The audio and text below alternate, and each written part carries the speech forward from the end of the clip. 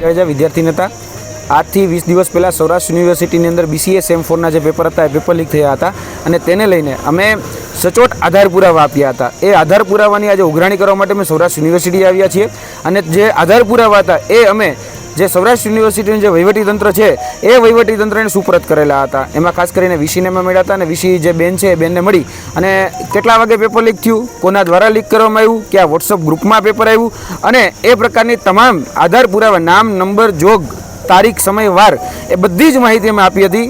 જે પેપરનો સમયગાળો હતો એ સમયગાળામાં 1.5 કલાક અગાઉ આ પેપર લીક થઈ ગયું હતું. છતાં પણ સૌરાષ્ટ્ર યુનિવર્સિટી જે છે એ ક્યાંક ને ક્યાંક ભીનું સંકેલી લેવું હોય એવું અમને લાગી રહ્યું છે.